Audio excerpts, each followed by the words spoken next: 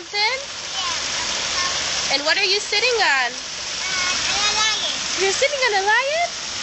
Yeah. You're having fun? Yeah. Who are you with?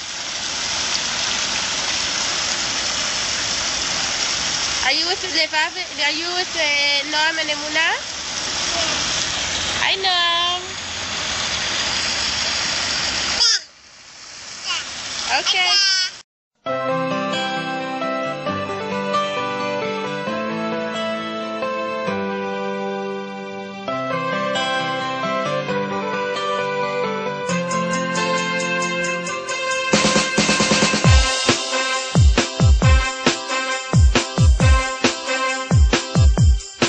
אם הייתם אותי שואלים מה עדיף להיות, קטנים או גדולים, יש תשובה אחת לי בראש.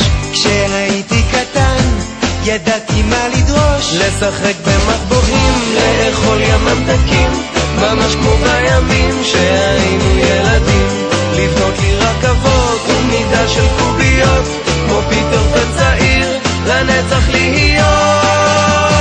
כן, אני זוכר איך הייתי קטן ושיגעתי את כולם, לא היה חמוד ממני, ופתאום עכשיו נדמה לי שלהיות קטן זה הכי כיף בעולם. איך שיחקנו אצל השכנים, רצנו יחד בשדות אחרי פרפרים, ובלילה אחרי כיבוי אורות ניצחתי את כולם במלחמת קריות. להיות עם חברים, ליהנות מפינוקים, ובשבת בבוקר לישון עם ההורים, לספר אגדות, לפחד ממחשבות, ואז פתאום לבוא ולמשוך לך בצמות.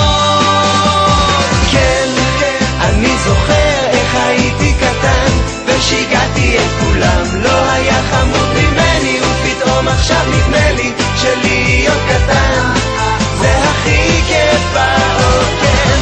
כן, אני זוכר איך הייתי קטן ושיגעתי את כולם, לא היה חמוד ממני, ופתאום עכשיו נדמה לי שלהיות קטן זה הכי כיף בעולם. זה הכי כיף בעולם. ויום אחד תהיו הורים ותבינו שכך עובד לו העולם. קטנים רוצים להיות גדולים, הגדולים רוצים לעצור פשוט הזמן.